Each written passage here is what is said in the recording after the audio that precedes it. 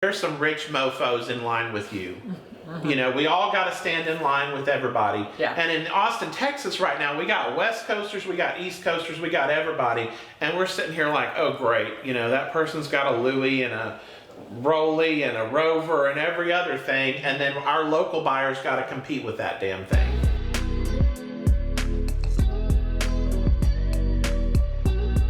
I'm Dena Davis, and I own the Davis Company and the Dena Davis team in Austin, Texas.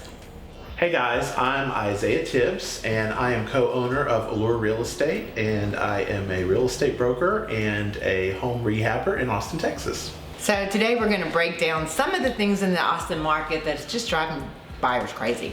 And you know, this applies mostly to the Austin market, but in general, it can apply to a lot of markets that are out there.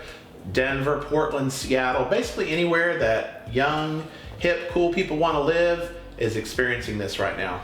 So we're going to talk about multiple offer mindset. And we had a conversation the other day that I'd like to share with viewers. Oh yeah, we did. So guys, right now there are a million offers on anything in a lot of these markets. In Austin, that is certainly the case. When a house comes on the market, a lot of people fantasize that they'll have a list from their agent of all the properties that meet their criteria that they can go and look at. You know, what I want to talk about, Dena, is remember the days when we had a whole list of stuff to show people? Yeah. How much have things changed? Can't even, one property's good. Exactly. So right now you get in your car, you jump in, you know, you go out to show one property, that's the one property, and every damn person has to make an offer on that one property. Every person. Right. And then we're struggling to figure out how do we rise above the pack. Exactly. Really what the multiple offer situation is like these days is like Hunger Games is what it is. It's Hunger Games real estate, guys. And because it's Hunger Games real estate, what we want to keep in mind is you got one shot to do this. And you got to take your shot and you got to get that property. What were we talking about the other day with like the way people are behaving around this? Right. I think the wrong questions are being asked. I agree. And I don't know if you get this, but I get this a lot. It is when we're coaching a client up to that next level, they come up with the question of, well, where are the other offers going to be? Exactly. And that's the wrong question. And why is it the wrong question? It's the wrong question because it doesn't matter. Right. It doesn't matter. I mean, the minute that property hits the sold comps, that is the comparable sale that the rest of the properties will be compared to.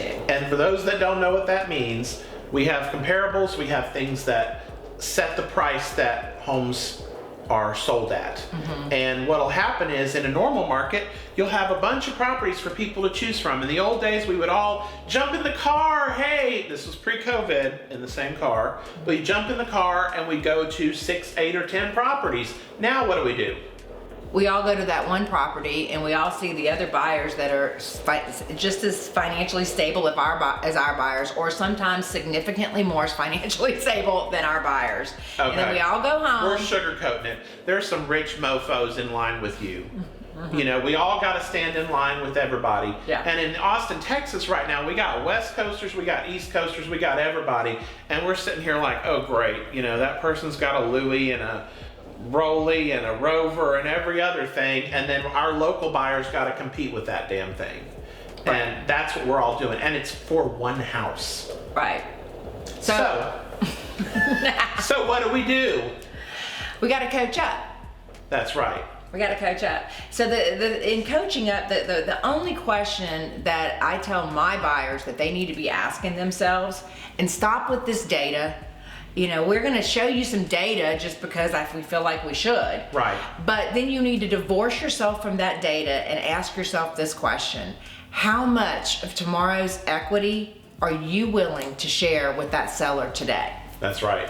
Okay, so let's not talk about what it's worth, because what it's worth is what the West Coaster will pay. So you need to think about how you can step out above the pack, bid more so that you can control that asset, enjoy it with your family, improve it to your liking, and move on into the future. That's right. I think one of the problems that people encounter these days is there's so many opinions on real estate. Mm-hmm. You know, we got these keyboard warriors, don't pay this, don't do that, et cetera, et cetera. There are 35 of you that want this same damn house. Mm-hmm. And if 35 of you want the same house, the person that wins is going to be the one that puts it on the table. You know what I mean by put it on the table, guys? Put it on the table. Because if you're not going to get it, that other person's going to get it. And we all know it's going to go over. The other thing we were talking about, remember when we were talking about the buyer that asks us, well, you know, what if I'm $30,000 more than the next highest offer? What do you say to that buyer? Well, then you won. Exactly. Exactly. I think part of the mentality right now is everybody wants to be 1,000 more or 2,000 more or what have you. And that's not going to get it. No. It needs to be something that makes that seller motivated to go for that one. You know, a lot of these clients think, oh, I'm going to do a love letter to the seller. And then you see these things online. Hey, my letter got me that house. Yeah. No, Becky, the letter did not get you the house. Your $80,000 got you the house and the letter was cute. Right. So some buyers have figured out that they just can't get where they thought they were going to get. They thought that they were buyers for Hyde Park and they weren't. Or they thought they were Circle C buyers for a certain square footage and finish out and they're not. Right. So yeah, so Austin, just like anywhere, we've got a bunch of demographically desirable neighborhoods that, you know, people can walk around in and enjoy the neighborhood, or it's the burbs with the right school or what have you, and they're picturing something that looks a certain way. And what we have to say to these people is, you are not the buyer you think you are. And what do we mean by that? Well, like for instance, I have a set of buyers that's looking in Circle C, and they're very strong buyers. They're buyers that can hold this property that they own. They can buy that one. They can bid over asking price by at least $100,000. But guess what? What they're looking at in Circle C is a $200,000 over ask situation. Yeah. So it's not 100 over ask, it's a 200 over ask situation. Guys, for those of you in different markets or who haven't been following, Austin has a lot of neighborhoods that are going 100,000 over, 200,000 over, and we've even seen 400,000 over. Please throw up now. Right. So, okay, what does that buyer do when they're up against someone like that?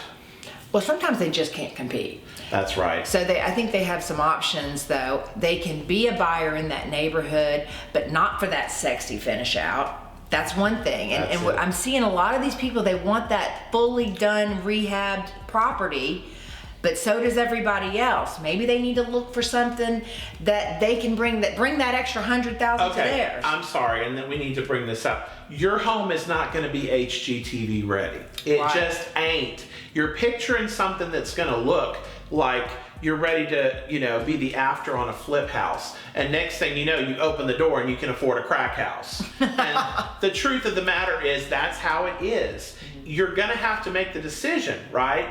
What's the decision that you have to make? Well, the decision is that you've got a property that is maybe a little rough around the edges and you can get it in budget, or you're gonna have to compete with, you know, Brett and Becky from LA. And if you can't compete with Brett and Becky from LA, then you're going to have to buy the home that's not 100% what you want.